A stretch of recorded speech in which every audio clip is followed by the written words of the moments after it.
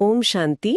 सभी रूहानी और दिव्य भाई बहनों का आज के इस चिंतन सत्र में बहुत बहुत स्वागत है। ओम शांति। आज हम सब मिलकर 24 जनवरी 2026 की बाप दादा की साकार मुरली पर गहराई से मंथन करेंगे। जी। आज की मुरली एक बहुत ही एक बहुत बड़े सवाल का जवाब देती है।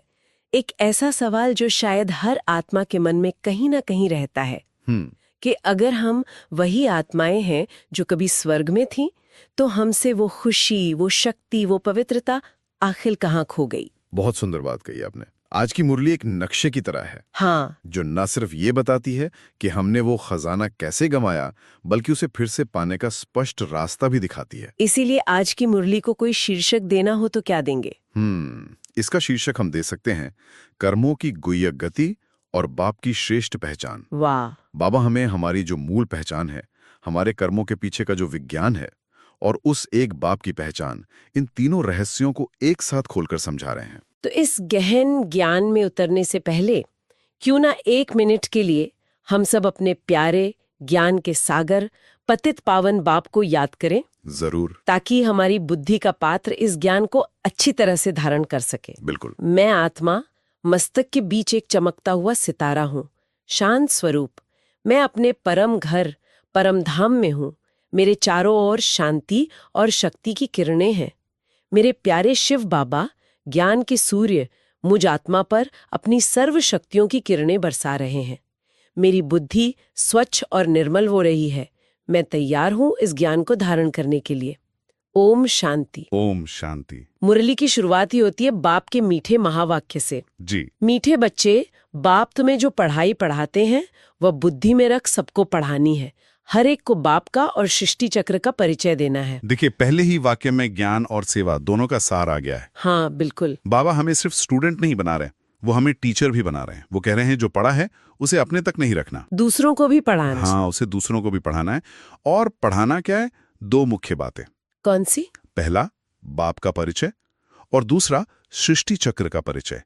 बाबा मुरली में कहते हैं कि पहले अल्फ को पक्का कराओ। अल्फ यानी अल्लाह, एक बाप। जब तक बाप की सही पहचान नहीं होगी, तब तक आत्मा खुद को और इस ड्रामा को समझ ही नहीं सकती। सही बात है। और जैसे ही बाप का परिचय मिलता है, सर्वव्यापी का जो एक बड़ा अज्ञान है वो अपने आप खत्म हो जाता है। हाँ, जब तक यही नहीं पता कि हम किसके बच्चे हैं, तो वर्षा कैसे याद आएगा? बिल्कुल। और इसी से जुड़ा मुरली में एक बहुत ही गहरा प्रश्न पूछा गया है। जी। आत्मा सतयुग में भी पाठ बजाती और कलयुग में भी, जी। लेकिन अंतर क्या है? ये सवाल ये तो कर्मों के पूरे दर्शन को ही खोल देता है। हाँ, और यहाँ एक बहुत बड़ा आहा मोमेंट है। मुरली ये समझा रही है कि हमारे कर्म की जो क्वालिटी है वो हमारे कर्म पर नहीं, अच्छा, बल्कि हमारी अवस्था पर निर्भर करती है। अवस्था पर। हाँ, सतयुग में आत्मा पावन है, देही अभिमानी है, एक तरह से प्योर कॉन्शियसनेस में स्थित है। वहां रावण राज्य मतलब 5 विकार वो होते ही नहीं, इसलिए वहां किया गया हर कर्म अकर्म होता है। अकर्म मतलब जिसका कोई हिसाब किताब नहीं बनता। कोई हिसाब किताब नहीं, कोई कर्म बंधन नहीं, वो सिर्फ एक्शन है, उसका कोई रिएक्शन नहीं है। और कलयुग में? यहाँ तो ठीक उसका उल्टा हो जाता होगा। बिल्कुल उल्टा। कलयुग में आत्मा देह अभिमान में है, बॉडी कॉन्शियसनेस में है। हाँ, यहाँ रावण का राज्य है, विकारों का प्रभाव है, इसलिए यहाँ किया गया हर कर्म विकर्म बन जाता है। मतलब पाप कर्म। पाप कर्म जो आत्मा पर मैल की परतें चढ़ाता जाता है। लेकिन सबसे बड़ी खुशखबरी ये है कि बाबा कहते हैं, तुम अभी हो संगम पर। संगम पर? ये न सतयुग है न कलयुग, ये वो मैजिकल समय है जहां हम बाप से ज्ञान लेकर अपनी अवस्था को बदल सकते हैं। अच्छा। और अपने विकर्मों को श्रेष्ठ कर्म में बदल सकते हैं। जिस ज्ञान का गायन गीता में है, उसे अब हम प्रैक्टिकल में अनुभव कर रहे हैं। जब भी मैं ये सुनती हूँ ना कि ये चक्र लाखों साल का नहीं है, सिर्फ 5000 साल का है और हम ही इसके हीरो थे, तो जैसे दिमाग में एक स्विच ऑन हो जाता है। सही बात है। सब कुछ बहुत पर्सनल और अचीवेबल लगने लगता है। यही तो वो नशा है जो बाबा हमें चढ़ाना चाहते हैं। वो हमें हमारी 84 जन्मों की पूरी कहानी सुनाते हैं। हाँ। बाबा कहते हैं, बच्चे तुम ही सतयुग त्रेता के मालिक थे। सतयुग में 16 कला संपूर्ण, त्रेता में 14 कला, वो तुम्हारा स्वर्ग था। हाँ। फिर द्वापर से रावण राज्य शुरू हुआ और तुम पुजारी बन गए, वाम मार्ग में चले गए। और इस पूरी कहानी को समझाने के लिए बाबा मुरली में 2 बहुत शक्तिशाली मिसालें भी देते हैं। हाँ, 2 बहुत सुंदर उदाहरण। एक तो वो मनुष्य सृष्टि रूपी झाड़ का। सही पकड़ा। बाबा कहते हैं मैं इस झाड़ का बीज हूँ। बीज। जैसे बीज में पूरे झाड़ का ज्ञान होता है, वैसे ही बाप हमें इस सृष्टि रूपी उल्टे झाड़ के आदि मध्य अंत का ज्ञान देते हैं। वो बताते हैं कि कैसे ये देवी देवता धर्म रूपी फाउंडेशन से शुरू होता है, फिर दूसरे धर्म टाल चालियों के रूप में निकलते हैं और धीरे धीरे पूरा झाड़ तमोप्रधान मतलब जड़ जड़ीभूत हो जाता है। और अब संगम पर बीज रूप बाप फिर से इस झाड़ को ज्ञान का पानी देकर चैतन्य कर रहे हैं। और दूसरा उदाहरण तो बहुत ही रिलेटेबल है, 24 कैरेट सोने वाला। 24 कैरेट सोना। बिल्कुल। भारत को सोने की चिड़िया क्यों कहते थे? इसीलिए क्योंकि यहाँ की आत्माएं 24 कैरेट शुद्ध सोने जैसी थीं, सतो प्रधान। अच्छा। फिर द्वापर से जन्म जन्मांतर विकारों की खाद मतलब अलॉय वो मिक्स होता गया और आज आत्मा की वैल्यू एकदम कौड़ी जैसी हो गई है। और अब बाप फिर से हमें सोना बना रहे हैं। हाँ, अब बाप जो सबसे बड़ा जौहरी है वो हमें फिर से याद की भट्टी में डालकर 24 कैरेट सोना बना रहे हैं। आपने याद की भट्टी शब्द का इस्तेमाल किया। जी। ये कोई असल भट्टी तो है नहीं। मुरली के अनुसार इसका मतलब क्या है? देखिए, याद की भट्टी एक बहुत सुंदर आध्यात्मिक प्रोसेस है।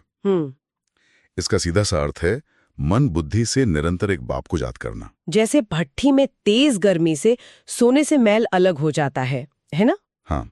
वैसे ही बाप की याद की शक्तिशाली किरणों से, योग अग्नि से आत्मा पर जन्म जन्मांतर के विकर्मों की जो मैल है वो भस्म हो जाती है। आत्मा को प्यूरिफाई करने का यही एकमात्र तरीका है।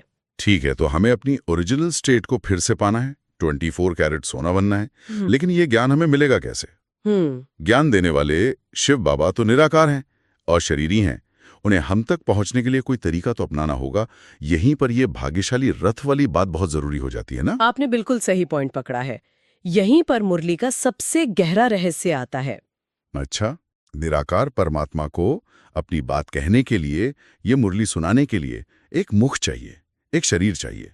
बाबा मुरली में बहुत स्पष्ट कहते हैं, मैं उनके तन में आता हूं जो बहुत जन्मों के अंत में हैं, पूरा 84 जन्म लेते हैं। इसका मतलब वो किसी पवित्र देवता जैसे लक्ष्मी नारायण के तन में नहीं आ सकते? आ ही नहीं सकते। उनका काम ही है पतितों को पावन बनाना। अच्छा। तो उन्हें एक ऐसे शरीर में आना होगा जो इस पतित दुनिया का हो, जिसने पूरे 84 जन्मों का चक्र पूरा किया हो।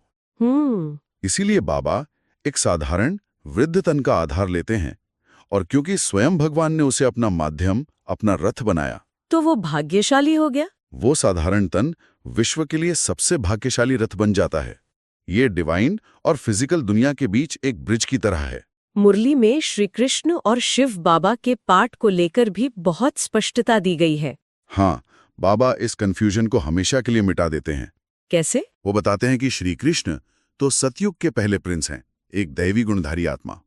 उनका पाठ सतयुग के आरंभ में है, जबकि शिव बाबा परमात्मा का पाठ संगम युग के अंत में है, जब दुनिया को पावन बनाना है। हाँ, बाबा ये भी समझाते हैं कि पुनर्जन्म में आत्मा का नाम, रूप, देश, काल सब बदल जाता है। अच्छा। इसलिए ब्रह्मा की आत्मा का 84वें जन्म का पाठ अलग है और उसी आत्मा का सतयुग में श्री कृष्ण के रूप में पहला पाठ अलग है, और ये ड्रामा हूबहू रिपीट होता है। तो जब हमें बाप की, ड्रामा की और कर्मों की गति की सबकी पहचान हो गई, तो अब सबसे जरूरी सवाल आता है, हमें करना क्या है? पावन बनने की युक्ति क्या है? और बाबा युक्ति इतनी सहज बताते हैं कि कोई भी कर सकता है।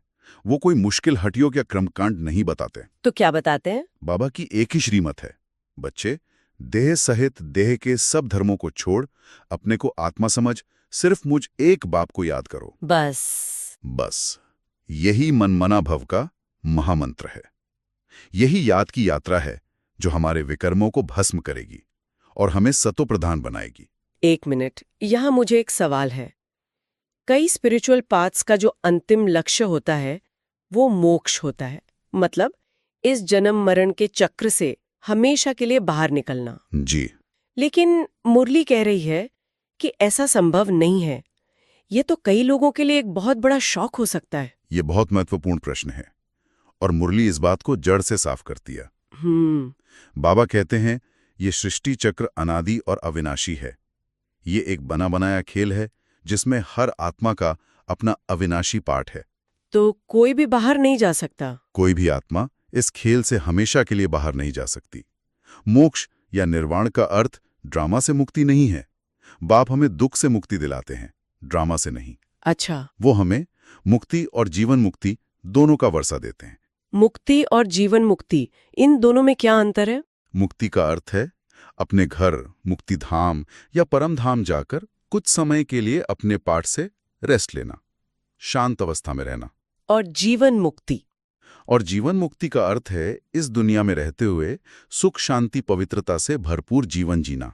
यानी 21 जन्मों के लिए स्वर्ग का राज्य भाग्य पाना। हाँ, तो बाप हमें कुछ समय का आराम और फिर 21 जन्मों का सुख मतलब डबल वर्षा देते हैं।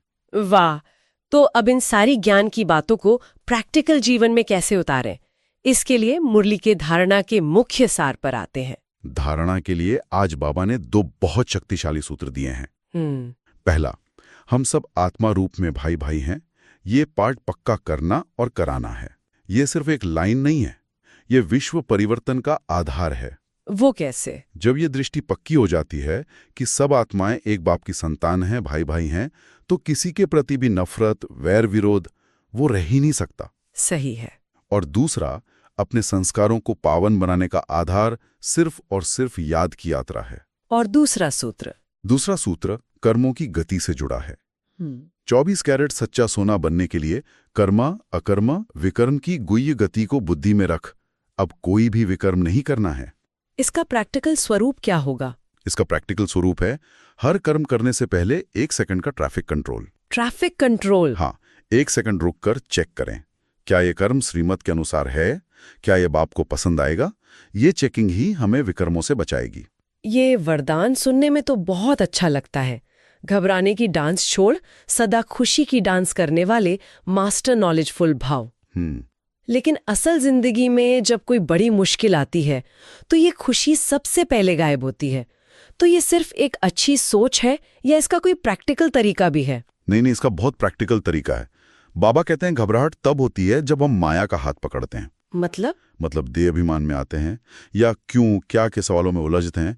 खुशी की डांस तब होती है जब हम बाप का हाथ पकड़ते हैं। अच्छा। जिसे ड्रामा का त्रिकालदर्शी ज्ञान है, जो जानता है कि हर सीन में कल्याण समाया है। वो घबराएगा नहीं, वो हर परिस्थिति को एक खेल समझकर पार करेगा। तो चाबी है ज्ञान को स्वरूप में लाना, मतलब नॉलेजफुल बनना।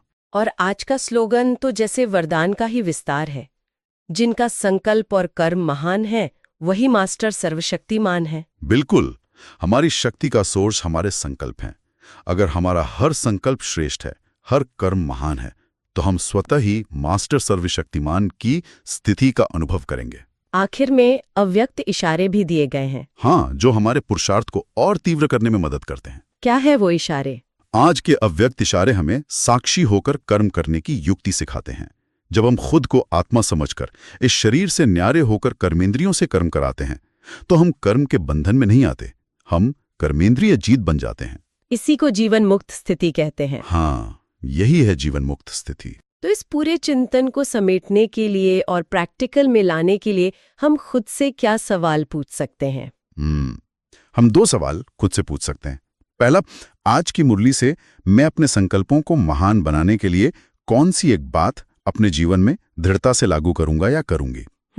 और दूसरा, स्वयं को 24 कैरेट सोना अनुभव करने के लिए मैं आज सारा दिन याद के कौन से अभ्यास पर विशेष ध्यान दूंगा या दूंगी। सचमुच आज की मुरली ने हमारी पहचान, बाप की पहचान और कर्मों के गहरे रहस्यों को उजागर किया है।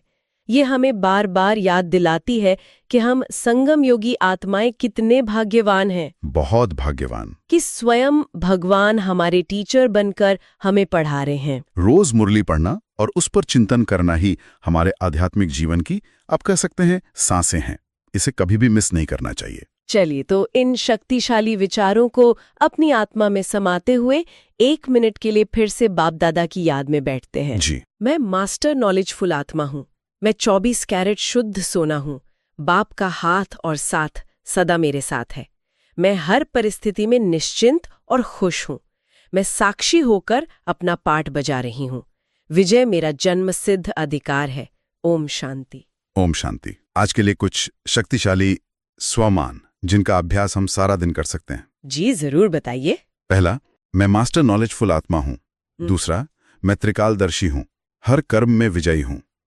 तीसरा, मेरे संकल्प और कर्म दोनों महान हैं।